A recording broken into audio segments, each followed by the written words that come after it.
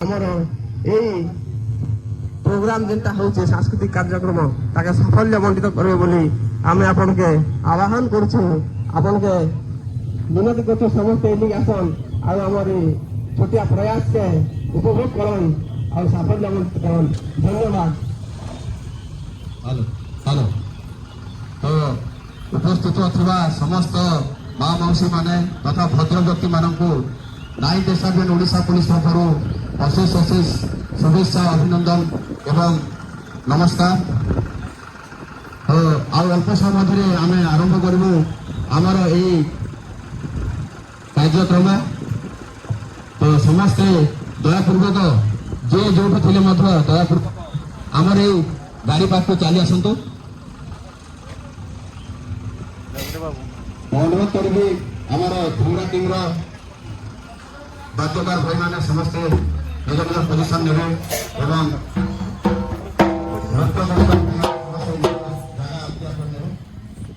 ସମସ୍ତେ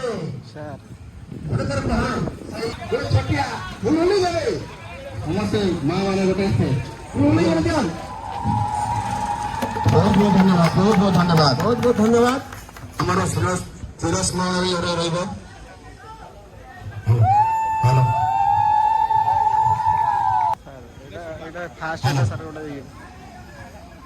ଆପଣମାନେ ସମସ୍ତେ ଜାଣିଥିବେ ଭାରତର ମହାମାନବ ସର୍ଦ୍ଦାର ବଲ୍ଲଭ ଭାଇ ପଟେଲ ତାଙ୍କର ଜନ୍ମତିଥି ଅବସରରେ ଆଜିର ଏହି ପ୍ରୋଗ୍ରାମ ତାଙ୍କୁ ସମସ୍ତେ ଆଇରନ୍ ମ୍ୟାନ୍ ଭାରତର ଆଇରନ୍ ମ୍ୟାନ୍ ବୋଲି ମଧ୍ୟ ସେ ପରିଚିତ।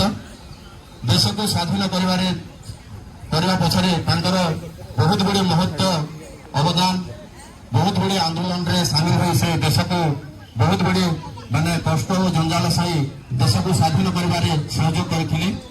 ତ ଆଜିର ଏହି ମୁଖ୍ୟ କାର୍ଯ୍ୟକ୍ରମରେ ସର୍ଦ୍ଦାର ବଲ୍ଲଭ ଭାଇ ପଟେଲଙ୍କ ଉଦ୍ଦେଶ୍ୟରେ ଆମର ଛୋଟିଆ ବାର୍ତ୍ତା ସମସ୍ତେ ମା ମାଉସୀ ମନେ ରଖିଥିବେ ଯେ ଆଜି ଯେଉଁ କାର୍ଯ୍ୟକ୍ରମଟା ହେଉଛି କେବଳ ସେହି ଲୋକମାନବ ସର୍ଦ୍ଦାର ବଲ୍ଲଭ ଭାଇ ପଟେଲଙ୍କ ଉଦ୍ଦେଶ୍ୟରେ।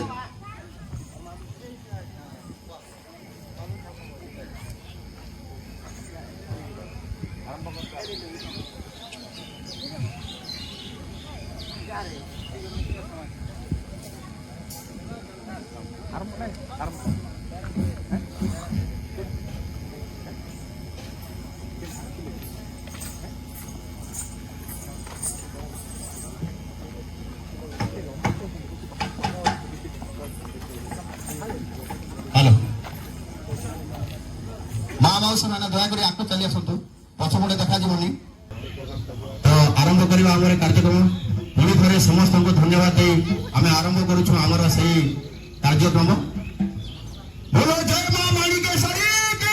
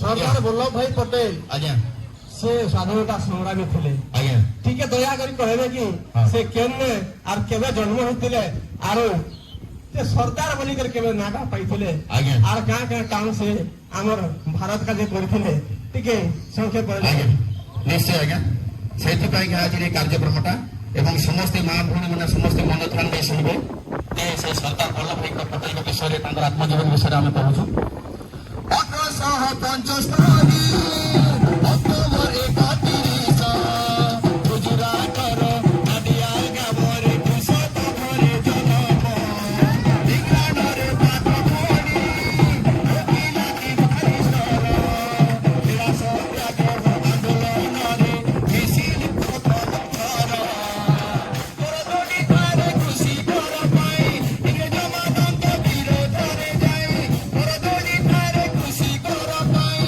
ଇଂରେଜମାନଙ୍କ ବିରୋଧରେ ଯାଇ ସଦର ଉପାଧି ଥିଲେ ତ ପାଇଁ ସେ ପାଇଁ ଆସ ଆସ ଭଉଣୀ ଭାଇ ସଦର ବଲ୍ଲଭ ଭାଇ କଥା ଦେ ମୁଁ ବୁଝାଇ ଆସ ଆସ ଭଉଣୀ ଭାଇ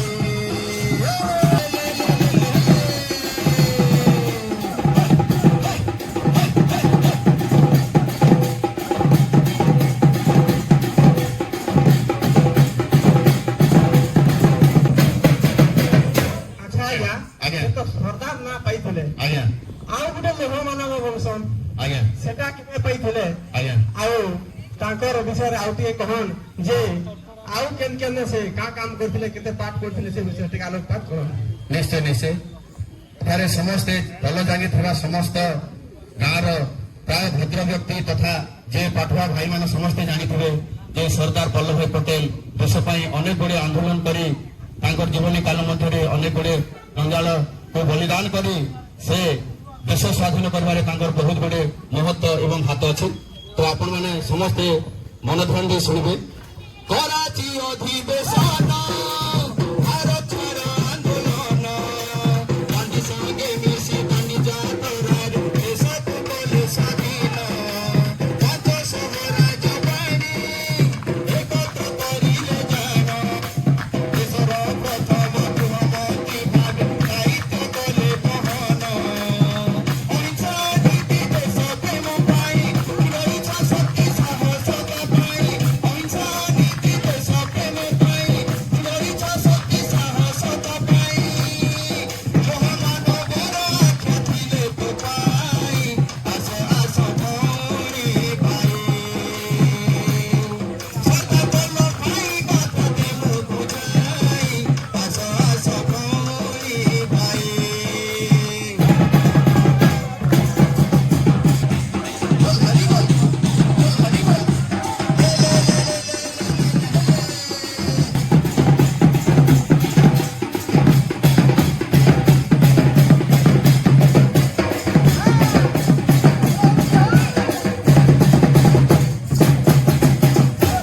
ଆଚ୍ଛା ଆଜ୍ଞା ଆଜ୍ଞା ସେ ଗୃହମନ୍ତ୍ରୀ ବି ଥିଲେ ଆଜ୍ଞା ଆଜ୍ଞା ସେ ସ୍ୱାଧୀନ ଭାରତର ଗୃହମନ୍ତ୍ରୀ ହେଇଥିଲେ ଗୃହମନ୍ତ୍ରୀ ହେଇଥିଲେ ପ୍ରଥମ ନାଗରିକ ଦେଶର ସର୍ବୋଚ୍ଚ ପ୍ରଥମ ନାଗରିକ ମଧ୍ୟ ସେ ହେଇଥିଲେ ଓହୋ ହେଲେ ଆଜ୍ଞା ତାଙ୍କର ଉଦ୍ଦେଶ୍ୟରେ ତ କିଛିଟା ଗୋଟେ ଭାରତ ସରକାର ତ ନିଶ୍ଚୟ ନିଶ୍ଚୟ ନିଶ୍ଚୟ ସେ ବିଷୟ ଟିକେ କହିବେ ଆଜ୍ଞା। ଆଉ କେନ୍ ଜାଗାରେ କାଣା କରିଛନ୍ ଆଜ୍ଞା। ଆମେ ଜନ୍ମସ୍ଥାନରେ ଯାହାଲେ କରିଥିବେ ଆଜ୍ଞା ସେ ବିଷୟରେ ଟିକେ ଆଲୋକପାତ କରନ୍। ଆଜ୍ଞା ଆଜ୍ଞା ଆପଣମାନେ ସମସ୍ତେ ମନେ ରଖନ୍ ଯେ 2014 ଅକ୍ଟୋବର 31ରେ ତାଙ୍କର ଜନ୍ମ ଅବସର ରାଷ୍ଟ୍ରୀୟ ଏକତା ଦିବସ ରୂପରେ ସମସ୍ତ ସାରା ଭାରତରେ ପାଳନ କରାଯାଏ ଏବଂ ତାଙ୍କର ଏକ ବଡ଼ ପ୍ରତିମୂର୍ତ୍ତି ଆମ ଗୁଜରାଟ ଠାରେ ବିଶ୍ୱର ସବୁଠାରୁ ବଡ଼ ପ୍ରତିମୂର୍ତ୍ତି ସ୍ଥାପନ କରାଯାଇଛି ଏବଂ ସେ ଦେଶ ପାଇଁ ଯାହା ସବୁ କାମ କରିଥିଲେ ତାଙ୍କୁ ଭାରତ ସରକାର ବହୁତ ଗୁଡ଼ିଏ ପୁରସ୍କାରରେ ମଧ୍ୟ ସମ୍ମାନିତ କରିଥିଲେ ତ ସେଟା ଆମେ ଆପଣଙ୍କୁ ଗୀତ ମାଧ୍ୟମରେ ବୁଝାଉଛୁ ବା ଜଣାଇ ଦେଉଛୁ ଦୟାକରି ସମସ୍ତେ ମନ ଧ୍ୟାନ ଦେଇ ଶୁଣନ୍ତୁ 1991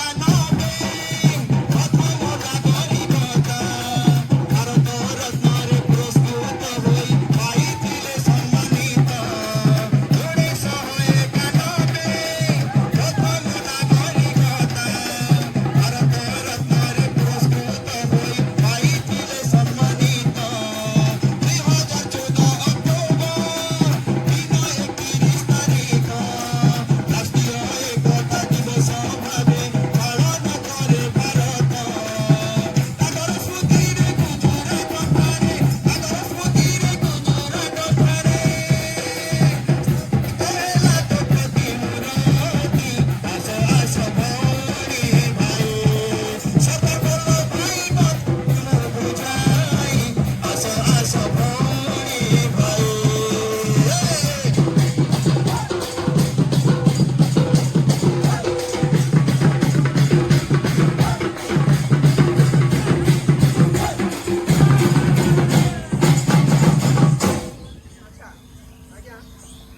ହେଲେ ସର୍ଦ୍ଦାର ବଲ୍ଲଭ ଭାଇ ଅନେକ ଆମର ଗାୟକ ମହୋଦୟ କହିଲେ ସେଥିପାଇଁ ଆମେ ଅତ୍ୟନ୍ତ ଧନ୍ୟବାଦ ଦଉଛୁ।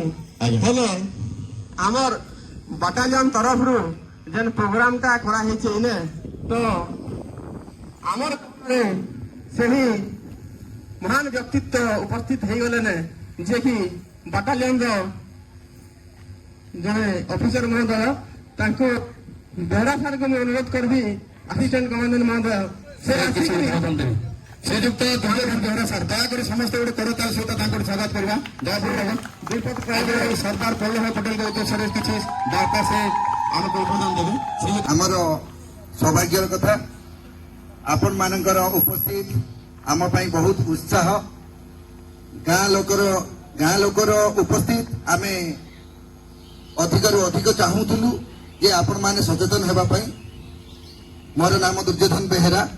ମତେ ପଦେ କହିବା ପାଇଁ ସୁଯୋଗ ଦେଇଥିବାରୁ ମୁଁ ପ୍ରଥମେ ଆମର କମାଣ୍ଡାଣ୍ଟ ସାର୍ ଉପସ୍ଥିତ ନାହାନ୍ତି ତାଙ୍କୁ ଧନ୍ୟବାଦ ଦଉଛି। ତତ୍ସଙ୍ଗେ ଆମର ଏଠି ଅଧିକାରୀ ଜଣେ ଅଛନ୍ତି ମହେନ୍ଦ୍ର ଭୋଇ ସାର୍, ସେ ମତେ ପଦେ କହିବା ପାଇଁ ସୁଯୋଗ ଦେଇଥିବାରୁ ମୁଁ ବହୁତ କିଛି କହିବି ନାହିଁ। ଆପଣମାନଙ୍କୁ ଗୀତ ମାଧ୍ୟମରେ ଅନେକ କଥା ବୁଝେଇ ଦେଲେ।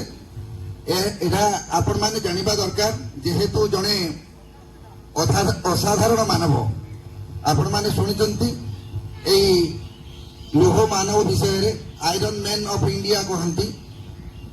ତାଙ୍କର ବଡ ଷ୍ଟାଚ୍ୟୁଟିଏ ତିଆରି ହେଇଛି, ଆପଣମାନେ ଜାଣିଥିବେ।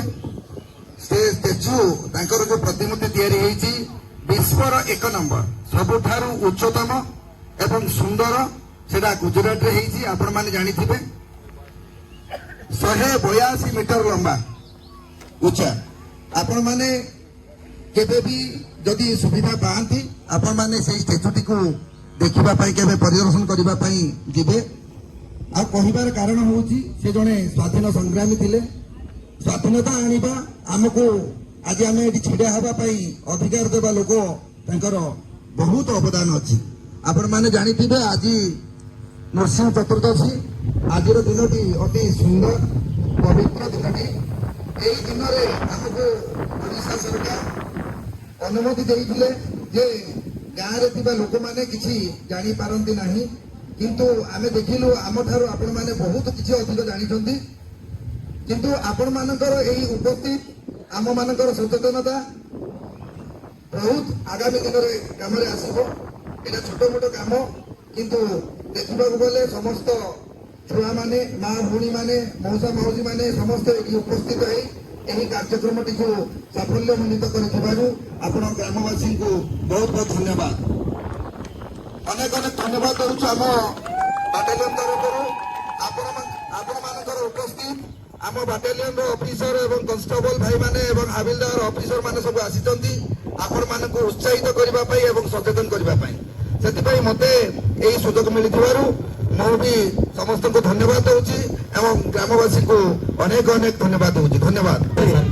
ପ୍ରୋଗ୍ରାମ ନେଇ ସାର୍ ମା ମାଉସୀ ଯେହେତୁ ଆମର ପଶ୍ଚିମ ଓଡ଼ିଶାର କଳା, ଆମର କଳାହାଣ୍ଡି ଜିଲ୍ଲାର କଳା ଯେନ୍ଟାକି ବିଶ୍ୱ ଦରବାରରେ ଖ୍ୟାତି ଅର୍ଜନ କରୁଛେ। ଆଉ ଆପଣ ଏଇ ଘୁମରା ଟିମରେ ସେ ଆମର ଗୁରୁ ଶ୍ରୀ ଚୈତନ୍ୟ ରାଉତ ଯେନ୍ ଉପସ୍ଥିତ ହେଇଛନ୍ ତାଙ୍କର ଉପସ୍ଥିତ ଅଛନ୍। ତାଙ୍କର ନିର୍ଦ୍ଦେଶରେ ଆମର ନିର୍ଦ୍ଦେଶନାରେ ସବୁ ଆମ ଷ୍ଟେଟ ଲେଭେଲରେ ବି ସମ୍ମାନିତ ହେଇଛନ୍। ତ ମୁଇଁ ନିଜକେ ଧନ୍ୟ ମନେ କରୁଛେ ଯେ ମୋର ଅଂଶ ବିଶେଷ ଘୁମରା ଆରମ୍ଭ କରିବା ଆମର ଶେଷ କାର୍ଯ୍ୟକ୍ରମ। ତ ସମସ୍ତେ ଜାଣିଥିବେ ଯେ ମା ମାଉସୀ ମାନେ ସବୁ ତତ୍ଵ ରାନ୍ଧସନ୍, ଡାଇଲଟେ ରାନ୍ଧସନ୍। ହେଲେ ଡାଇଲ ରାନ୍ଧି ସାରିଲା ପରେ ଖାଲି ଖାଏସନ୍ କେ ଯାହାହେଲେ ପର୍ଝନା ଦେସନ୍ କି ନାହିଁ? ନିଶ୍ଚୟ ନିଶ୍ଚୟ ଯଦି ଏନେ ପର୍ଝନା ଦେଲା ବେଲେ 4 ଘର ବି ଜାଣିସନ୍ ମହକି ଯାଇସି ପୁରା ବାସ୍। ମହକି ଯାଇସି ଜାଗା ମହକି ଯିବା ବୋଲି। ତ ସେଇ ହିସାବରେ ଆମର ଗାୟକ ମହୋଦୟକୁ ଅନୁରୋଧ କରିବି ଯେ ଆମର ପଶ୍ଚିମ ଓଡ଼ିଶାର ଗୋଟେ ପର୍ଝନା ଦେବେ ଯେ ଏଇ ଘୁମରା କେନ୍ତା ପର୍ଝନା ଅଛି ଆପଣ ଟିକେ ଦେଖନ୍ ଆଉ ଉପଭୋଗ କରନ୍। ସମ୍ବଲପୁରୀ ଗୀତ ଶୁଣବା ତ ସମସ୍ତେ ମା ମାନେ ହବ କି ନାଇଁ? ଆଚ୍ଛା ଠିକ ଅଛି। ସେଇ ସର୍ଦ୍ଦାର ବଲ୍ଲଭ ଭାଇ ପଟେଲରେ ସମ୍ବଲପୁରୀ ଗୀତ ମାଧ୍ୟମରେ ଏକ ଛୋଟିଆ ପ୍ରୟାସ। ଧନ୍ୟ ଧନ୍ୟ ସର୍ଦ୍ଦାର ବଲ୍ଲଭ ଭାଇ।